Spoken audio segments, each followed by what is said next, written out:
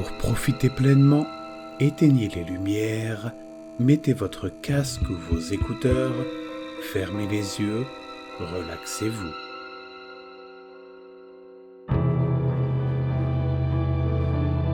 Le large sourire.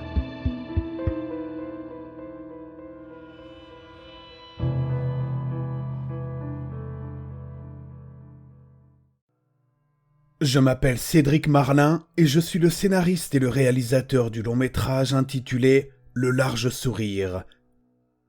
Une histoire basée sur des événements réels qui se sont produits sur le plateau de tournage, c'est-à-dire dans la maison de mon enfance.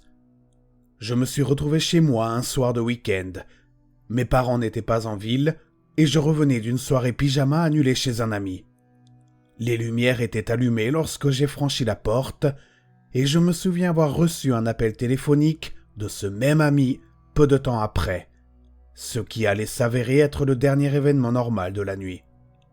Mon frère jouait à des jeux vidéo dans la pièce voisine, et je l'entendais tapoter furieusement sur sa manette pendant que je parlais au téléphone.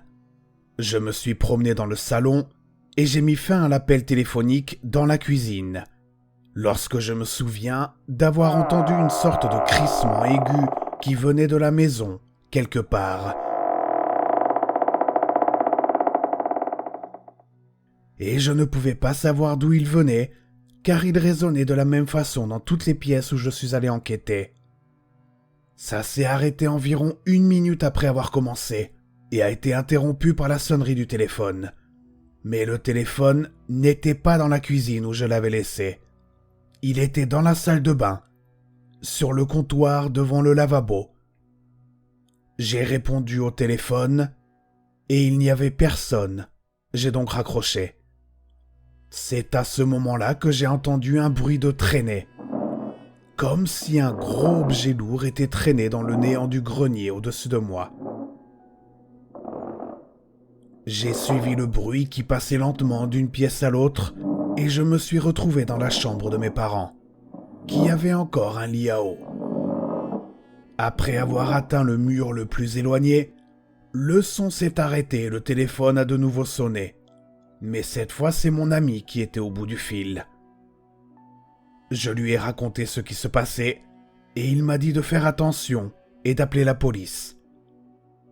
Après avoir raccroché, je me suis allongé sur le lit à eau et j'ai été horrifié de découvrir un objet solide en forme de corps à l'intérieur du matelas du lit à eau. Il en est sorti d'un bond. J'ai alors entendu frapper à la porte et j'ai répondu rapidement, mais il n'y avait personne. C'est à ce moment-là que mon frère m'a appelé de sa chambre pour vérifier quelque chose qu'il venait de découvrir dans le jeu auquel il jouait. J'étais agacé par son manque d'intérêt pour ce qui se passait dans la maison et j'ai fait irruption dans sa chambre. Il n'y avait personne. Son lit était fait et la chambre était impeccable. Ni la console, ni la télévision étaient allumées et la manette était emballée et débranchée. Il était impossible qu'il ait pu se cacher et nettoyer sa chambre dans les quelques secondes qu'il m'a fallu pour aller de la porte d'entrée à sa chambre. J'avais été seul toute la nuit, entendant pendant 20 minutes d'affilée mon frère jouer à un jeu auquel il n'était pas présent. Le téléphone a de nouveau sonné, mais il n'était pas là où je l'avais laissé. Cette fois, il était posé sur le comptoir de la cuisine, là où je l'avais laissé à l'origine, et j'ai donc traversé toute la maison pour répondre. C'était encore mon ami qui appelait, cette fois en disant que l'appel avait été interrompu pour une raison quelconque et qu'il me rappelait. J'ai expliqué ce qui venait de se passer et on a de nouveau frappé à la porte.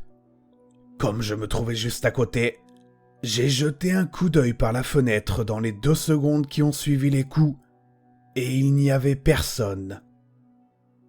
À ce moment-là, j'ai ouvert la porte et je suis resté debout sur le porche pour m'assurer que je ne voyais personne s'enfuir, car j'avais une grande cour ouverte et il n'y avait rien derrière quoi se cacher.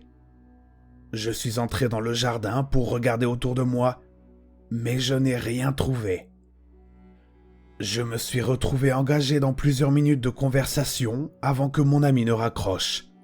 Et c'est à ce moment-là que j'ai réalisé que dans l'espace que je fixais tout en parlant, il y avait 2 très grands yeux noirs réfléchissants qui me regardaient en retour.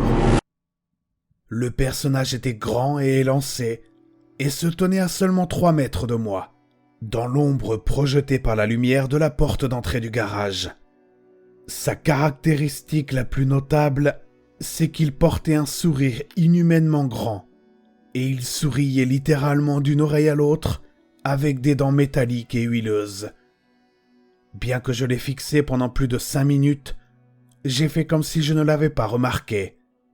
Et grâce à ma seule volonté, j'ai réussi à revenir dans la maison sans courir, en marchant calmement. Je me souviens avoir eu l'impression que si je courais, il me poursuivrait, et je savais qu'il m'aurait facilement rattrapé. Je me suis barricadé dans ma chambre le reste de la nuit, et je ne me suis pas endormi avant le lever du soleil le lendemain matin et l'arrivée de mes parents. Rien de tel ne m'était jamais arrivé avant, et rien de tel ne m'est plus jamais arrivé depuis.